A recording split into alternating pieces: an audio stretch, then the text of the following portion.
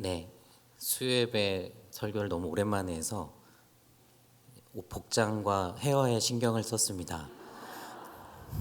네, 오늘 아침에 그 몇 분이 목사님 저기 결혼하시는 것 같아요. 새 장가가시는 것 같아요. 이렇게 얘기를 하시는데 저는 지금 저희 아내가 너무나 좋습니다. 네, 봄이 되어서 또 우리 마음이 이렇게 얼어 있었던 것들이 녹는 그런 때입니다. 우리 몸과 우리 생활만이 그러한 것이 아니라 우리들의 신앙과 또 우리들의 영혼도 그렇게 함께 이 봄 기운처럼 잘 녹는 그러한 시간들이 되었으면 좋겠습니다. 우리 옆에 계신 분들하고 이렇게 인사할까요? 사랑하고 축복합니다. 인사 나누겠습니다.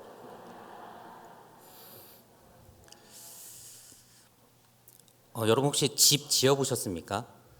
네, 저는 집을 지어본 적은 없는데 집을 짓는 분들의 이야기는 좀 많이 들어봤습니다. 어릴 때 저희 아버지께서 심호하시는 교회를 이제 건축한 적이 있었는데 상당히 아버지께서 어머니께서 좀 쉽지 않은 그런 과정을 가는 걸 또 보았고요. 그러면서 이제 저한테 또 말씀하셨던 게 교회를 짓는 일이 왜 힘드냐면 그냥 내 집을 지으면 내가 알아서 지으면 되는데 교회라고 하는 공간을 짓다 보니 여러 사람이 함께 짓는 일이라 쉽지 않더라.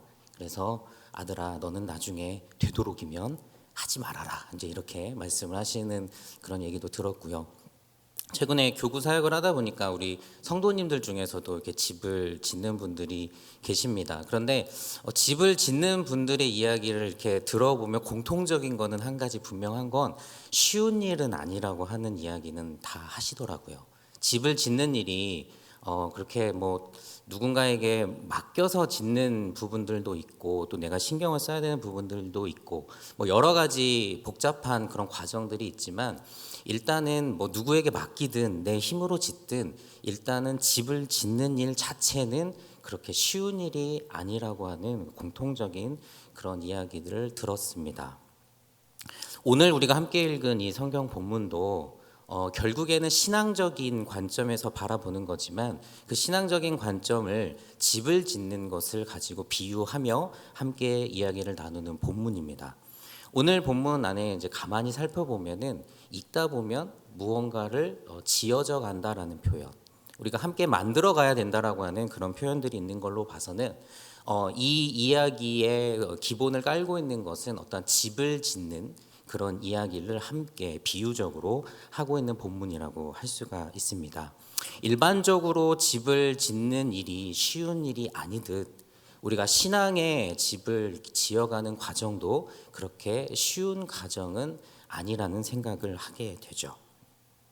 그래서 오늘 말씀을 통하여서 우리가 신앙의 집을 세우는 이야기를 통하여서 우리가 어떻게 또 어떠한 마음으로 어떠한 자세로 이 신앙의 집을 지어가야 하는지 한번 생각해 보고자 합니다. 에베소서, 이 에베소서는 에베소 교회를 향한 바울의 편지인데 이 에베소 교회는 이방 지역에 세워진 교회입니다. 그러다 보니 바울의 입장에서는 이 에베소 교인들을 바라볼 때 이들은 처음부터 유대인이 아니었던 것이죠.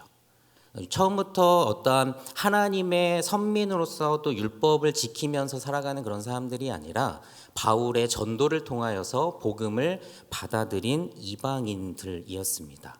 그런데 이 이방인인 이 에베소 교회에 이제 그리스도의 복음이 전해지고 또 이 이방인들과 또 유대인들 사이에 또 관계들이 형성되어 가는 과정에서 여러 가지 초대교회 안에서는 많은 일들이 일어나게 됩니다. 그 여러 가지 일들 중에서 중요한 거는 원래부터 하나님을 알던 유대인이라고 하는 사람들과 이제 처음 이제 예수를 믿게 되고 하나님이 누구신지를 알게 되는 그 이방인들 사이에서 이들을 어떻게 하면 한 공동체로 만들어 갈 수 있을까? 어떻게 하면 이들을 서로 잘 화합하고 화목하게 연결할 수 있을까라고 하는 그런 고민이 초대교회에 가지고 있었던 전반적인 고민이라고 할 수가 있습니다. 거기에 바울 그리고 에베소 교회 역시 예외는 아니었죠. 그런 상황 가운데에서 이 바울은 에베소 교회에다가 편지를 쓰며 오늘 말씀을 통하여서 어떻게 너희가 그리스도 공동체가 되었고 너희가 어떻게 그리스도인으로서 살아갈 수 있는지 그 에베소 교회 교인들에게 이 편지를 보내고 있는 것입니다. 이 이야기 안에서 우리가 크게 두 가지를 한번 생각을 해보려고 합니다.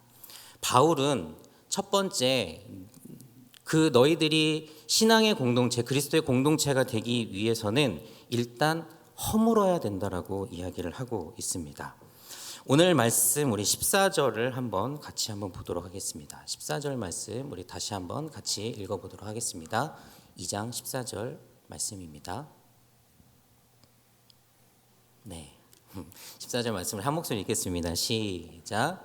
그는 우리의 화평이신지라 둘로 하나를 만드사 원수된 것 곧 중간에 막힌 담을 자기 육체로 허시고.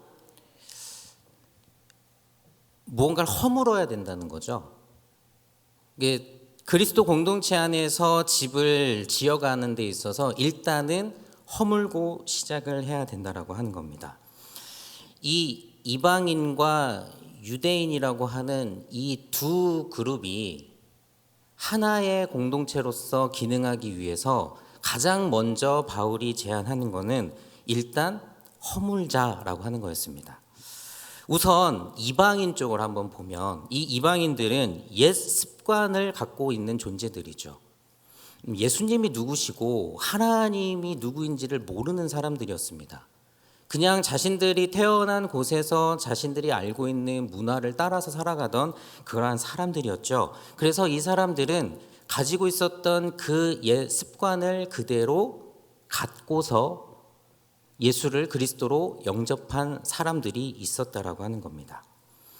바울은 이들을 향하여서 너희들은 이러한 존재다라고 오늘 말씀 11절과 12절에 이야기하는데 너희들은 그리스도 밖에 있었던 사람들이다. 이스라엘 나라 밖에 있었던 사람들이며 약속의 언약들에 대해서는 외인이었고 하나님도 소망도 없었던 자들이다라고 평가를 하고 있습니다. 그들을 채우고 있었던 것은 세속적인 욕망이요 자랑이고 기쁨, 성공, 즉 그들의 문화 안에서 그들이 하나님을 알지 못하던 때 추구하고 있었던 것들이 그들이 가지고 있었던 옛 습관이었죠. 그렇게 그들은 그들의 인생 가운데 쌓아 올린 자신만의 집을 가지고 있었던 겁니다. 그들만이 그들의 삶 가운데 그들의 능력과 그들의 생각으로 쌓아 올린 그 집을 이제 허물어야 한다라고 하는 거죠. 이방인들이 이러한 상황이라면 그렇다면 유대인들은 뭐 그대로 유지해도 괜찮은 것인가? 근데 사실 유대인들도 똑같이 허물어야 될 것이 있었습니다. 그것은 바로 형식화된 율법이었습니다. 오늘 말씀 15절에 보면 법조문으로 된 계명의 율법을 폐하신 예수 그리스도의 피 보혈에 대한 말씀이 있습니다. 본인들이 선택받은 백성이기는 하나 그 선택받은 백성으로 살아가는 특권을 올바르게 사용하지 못하고 오히려 그 특권을 남용하고 오용하는 우를 범하게 되었죠. 그들이 쌓아 올린 것들은 바로 율법으로 쌓아 올린 집으로 인하여서 정작 하나님께서 본래 이 이스라엘 백성들 유대인들에게 주셨던 그 목적과 의미를 발견하지 못하게 된 것이죠. 유대인들도 나름대로 선민으로서 율법 안에서 쌓아 올렸다고는 올렸지만 그 집이 하나님의 목적과 의미에 맞지 않는 집이라고 하는 것이 알게 되고 알려지게 되자 이 집 역시 무너뜨려야 되는, 허물어야 되는 그러한 집이 되어 간 것이죠. 이방인들은 자신들이 가지고 있었던 그 옛 습관을 허물어야 되고 유대인들은 그들이 하나님께로부터 받은 소중한 그 말씀과 율법이 있지만 그것이 형식화되었고 그냥 법조문으로 남아있게 된 그러한 율법을 허물어야 되는 이 상황, 결국 양쪽 다 허물어야 되는 그런 상황인 겁니다. 그렇기 때문에 함께 지어져 가는 과정에서 필요한 것은 우선 자기 자신을 돌아보는 일입니다. 집을 짓는 분들 이야기가 오히려 어떻게 된 상황에서 이게 도저히 할 수 없다라고 생각을 할 때는 차라리 다 허물고 다시 짓는 것이 편하다고 이야기하시는 분들도 만나본 적이 있습니다. 뭘 어떻게 해보려고 노력을 하고 이렇게 저렇게 고민을 하지만 오히려 그것이 비용이 더 많이 들고 수고가 더 많이 하게 되어서 차라리 완전히 다 무너뜨리고 새롭게 짓는 것이 낫다라고 이야기하는 분들이 있죠. 그런 걸 볼 때는 결국 다 허문다라고 하는 얘기는 지금 나의 있는 상황과 상태를 한 번쯤 들여다보고 있다라고 하는 것을 의미합니다. 이방인들은 자신들의 그 상황이나 그 상태를 한 번쯤 들여다보면서 아직도 내 안에 옛 습관은 있는 것이 아닌지를 한 번쯤 들여다볼 필요가 있죠. 교회에 발을 들여놓은 지 얼마 되지 않은 분들, 아직도 옛 습관을 버리지 못한 경우가 많이 있습니다. 물론 한 번에 되는 것은 쉬운 일 아니죠. 그렇기 때문에 하나님의 도우심을 필요로 합니다.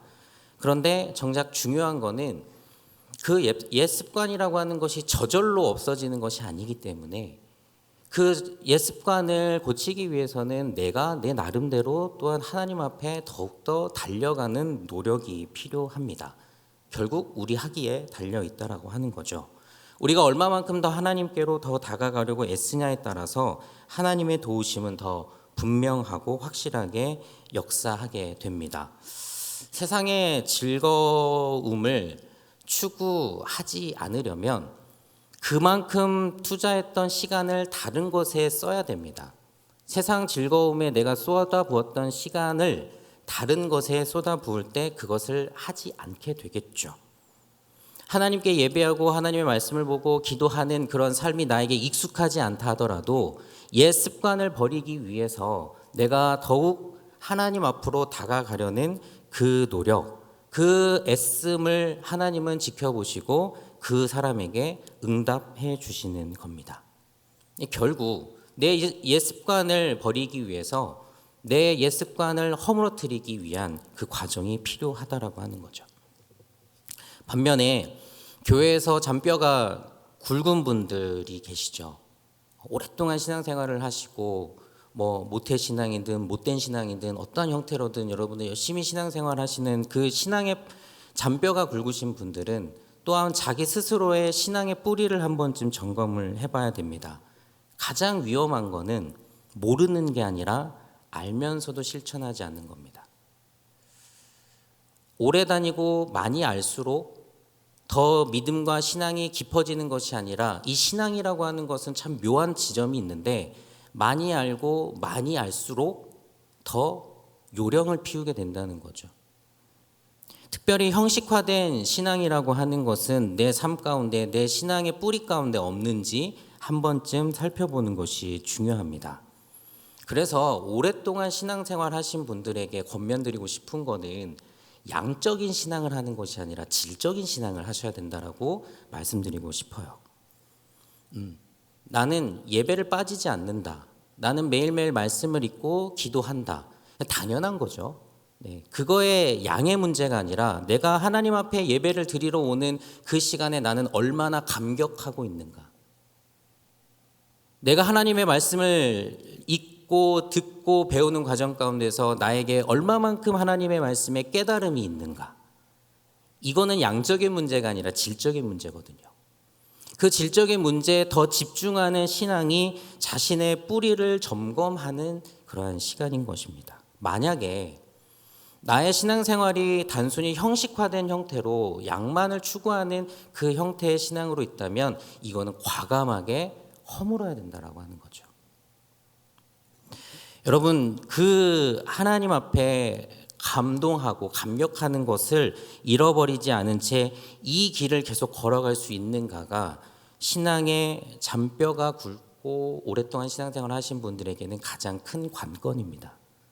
어떻게 만들어가야 될 것인가에 가장 중요한 포인트가 된다라고 하는 거죠.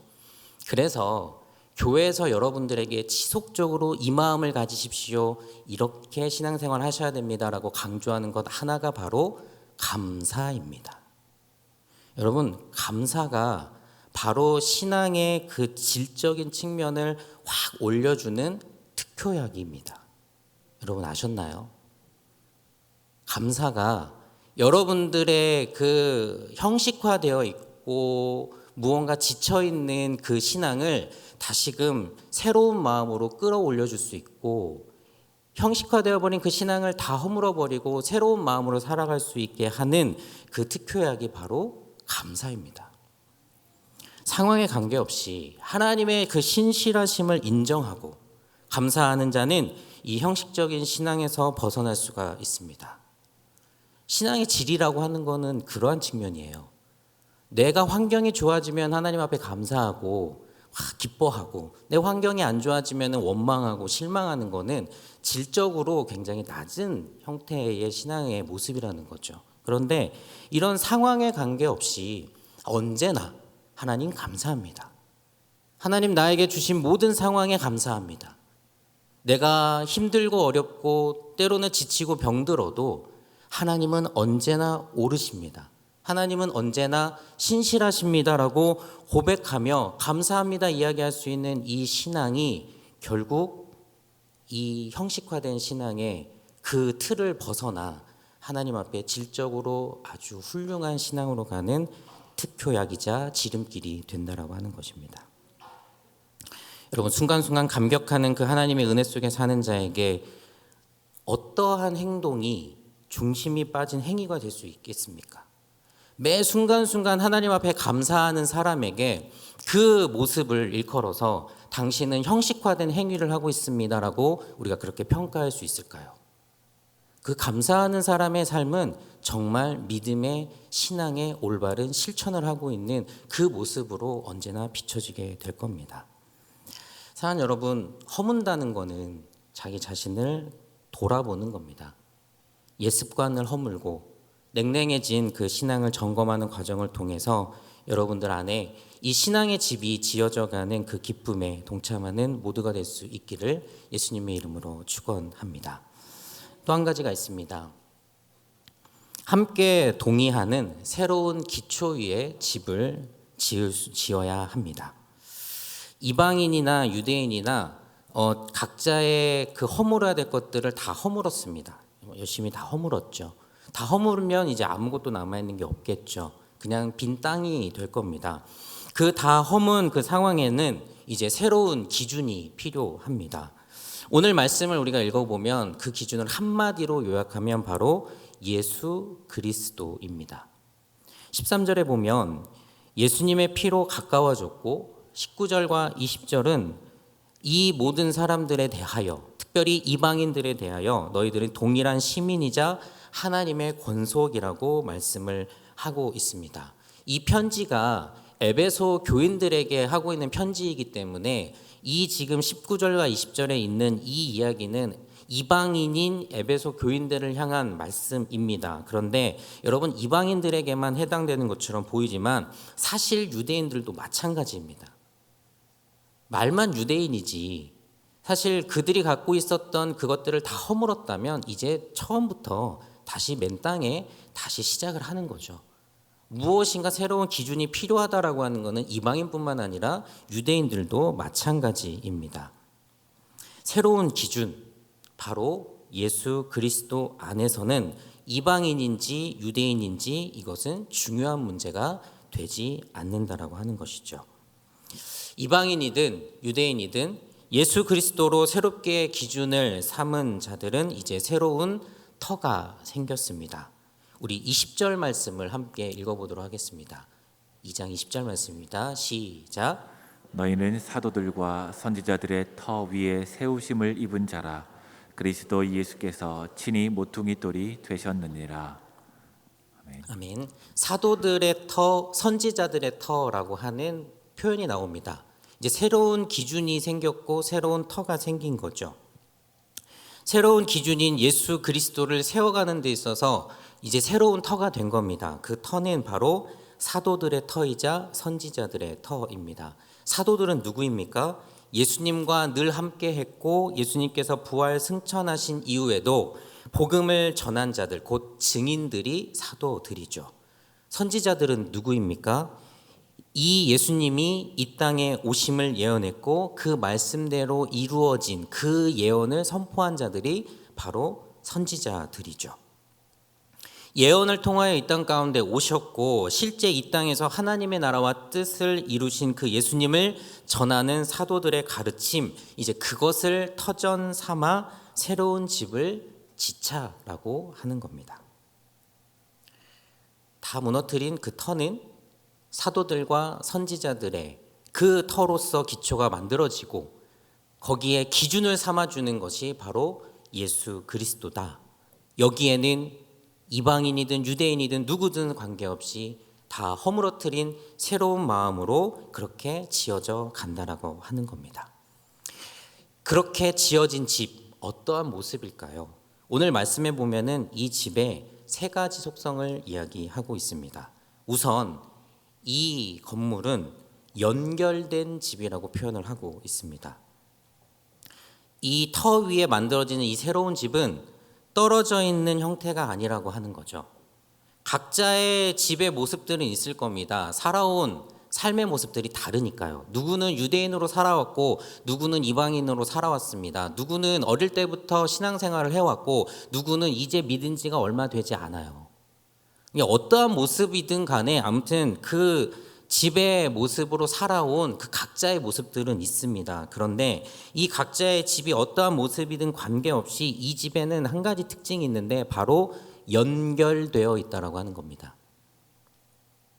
연결이 가능한 이유는 이제 더 이상 네가 유대인이냐 이방인이냐, 네가 교회를 오래 다녔느냐, 신앙생활을 오래 했느냐, 아니면 이제 막 믿었느냐, 이런 것들의 관계가 없이 따지지 않고 오직 예수를 그리스도로 고백하는 그 신앙에 따라 결정되기 때문에 그 신앙 고백이 있다면 이제 연결되어 있다라고 하는 거죠.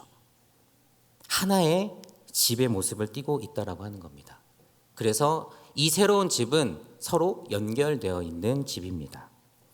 두 번째는 이 집을 일컬어서 성전으로 지어진 집이라고 표현을 하고 있습니다. 이 새로운 집에는 이름이 있는데 그 이름이 바로 성전, 곧 교회라고 하는 이름이 붙어 있는 것이죠.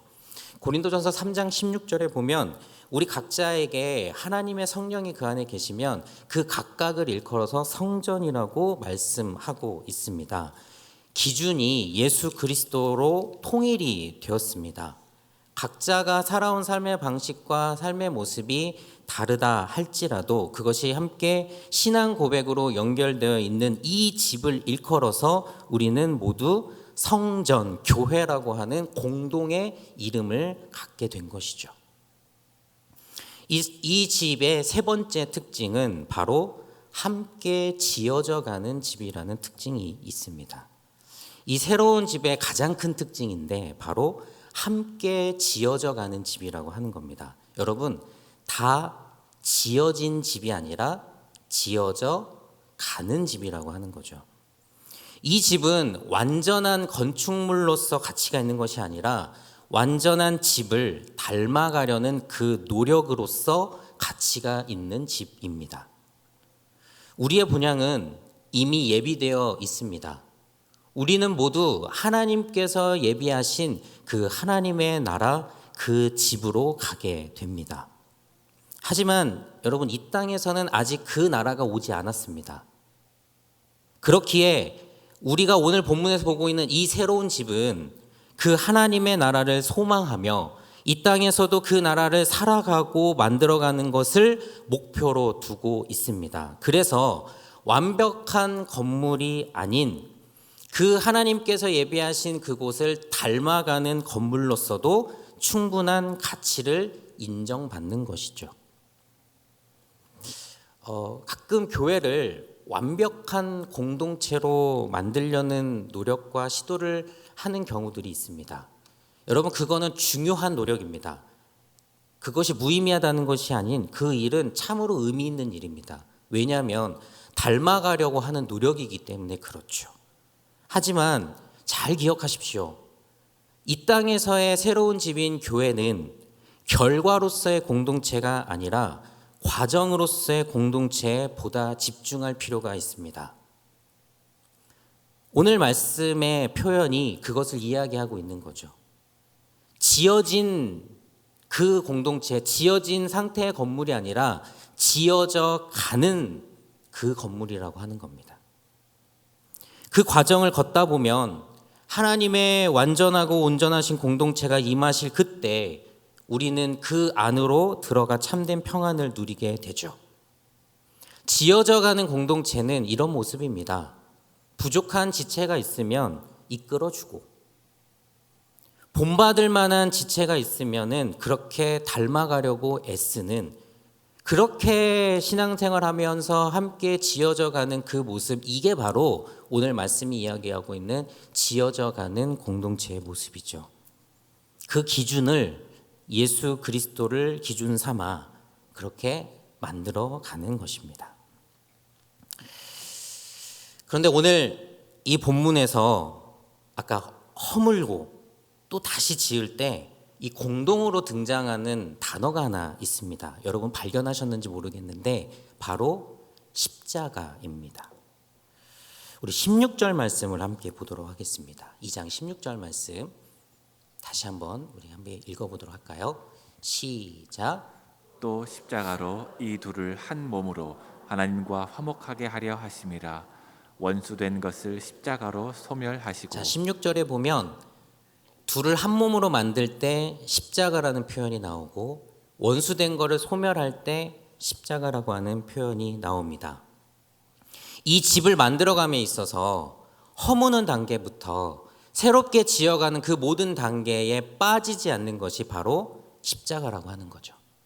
십자가는 허물 때도 쓰이고 새롭게 지어갈 때도 쓰이고 있습니다. 이렇게 우리가 함께 지어져가는 이 집은 결국 예수 그리스도 안에서 세워지는 집이라는 결론을 얻게 됩니다. 십자가를 통해서 이전에 내가 갖고 있었던 흔적과 모습, 형식화된 신앙, 이런 것들은 철저하게 소멸시킵니다. 이전의 것들은 이 새로운 집 안에서는 찾아볼 수 없게 되는 것이죠.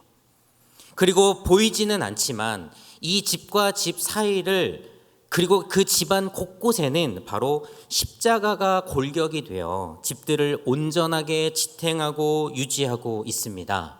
이것이 곧 그리스도 공동체요 교회의 참 모습인 거죠. 세상의 집은 미관도 보기 좋고 또 기능도 훌륭한 그러한 집을 가장 좋은 집이라고 이야기할 겁니다.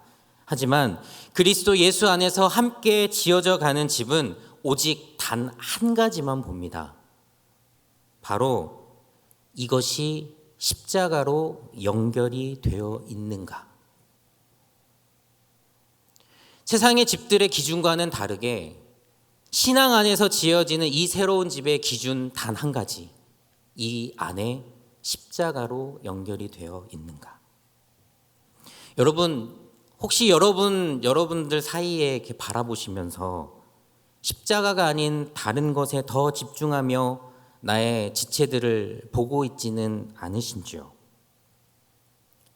우리가 서로를 바라보며 많은 생각들을 합니다.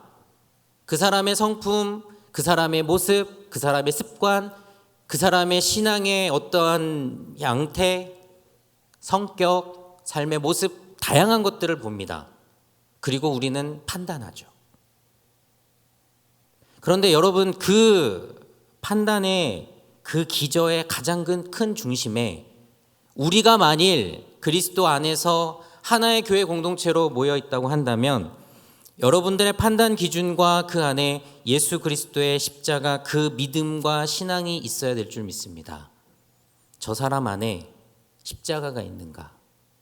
내 안에 십자가가 있는가?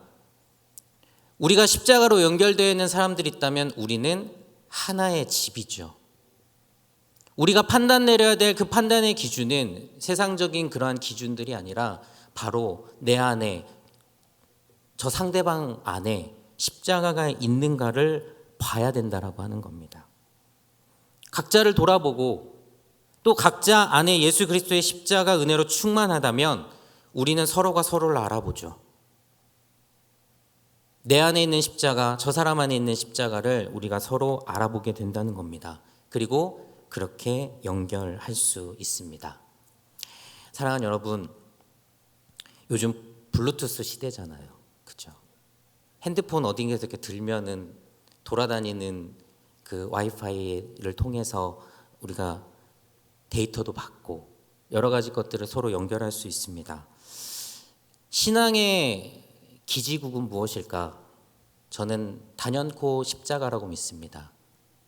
우리가 어디에 있든지 어떤 모습을 하고 있든지 우리 모두 신앙의 블루투스를 켜고 우리가 높이 쳐들고 들고 바라볼 수 있는 그 십자가를 모두가 들고 있다면 우리는 함께 연결되어 지어가는 거룩한 믿음의 공동체라고 믿습니다. 우리 안에 살아 역사하시는 그 예수님으로 인하여 한 몸, 한 교회가 된 것을 감사하는 우리 모두가 됐으면 좋겠습니다. 여러분, 거룩한 빛 운정교회라고 하는 이 교회 안에 여러분들이 함께 지어져가는 이 자체가 감사의 조건 아니겠습니까? 어딜 가서 이렇게 좋은 공동체 만날 수 있을까요? 저는 매일매일 감사합니다. 목회자로서 많은 교회들을 돌아다니니까 더 잘 알겠습니다. 이 교회 공동체가 얼마나 건강하고 훌륭하고 정말로 함께 거함으로 인하여서 그것만으로도 감사한 그런 공동체인지. 그런데 감사할 수 있는 이유가 그냥 우리가 서로 잘 알고 친해서 만난 게 아니라 우리 각자 안에 십자가가 있기 때문 아니겠습니까? 우리 안에 있는 그 십자가를 바라보며 그렇게 공통으로 갖고 있는 그 십자가 때문에 서로를 기뻐하고 또 함께함에 감사할 수 있다고 믿습니다. 오늘도 그렇게 아름다운 성전이 되어가기를 예수님의 이름으로 축원합니다. 여러분의 마음 가운데 그리스도의 사랑이 넘쳐나는 함께 지어져가는 우리 거룩한 및 운정교회 공동체 될 수 있기를 예수님의 이름으로 축원합니다. 다시 기도하겠습니다. 사랑하는 하나님, 우리는 서로 다른 모습으로 살아옵니다. 어떤 이는 유대인처럼 오랫동안 신앙생활을 해온 사람도 있고 어떤 이는 이방인처럼 이제 믿은 지 얼마 되지 않은 모습으로 이 공동체 안에 거하게 됩니다. 그러나 하나님, 각자가 살아온 그 삶의 방식 안에서 옛 습관들은 허물고 형식화된 신앙은 허물어 다시 한번 그리스도의 십자가로 하나가 되고 연결되어 가는 그러한 거룩한 공동체 될 수 있도록 우리 하나님 함께하여 주옵소서. 우리의 기초는 예수 그리스도임을 다시 한번 고백합니다. 우리를 서로 연결하는 것은 우리 주님의 십자가임을 다시 한번 고백하오니 주님, 우리 거룩한 빛 운정교회 공동체 그렇게 주 안에서 하나가 되는 건강한 공동체 되도록 주님 함께하여 주옵소서. 감사드리며 예수님의 이름으로 기도드립니다. 아멘.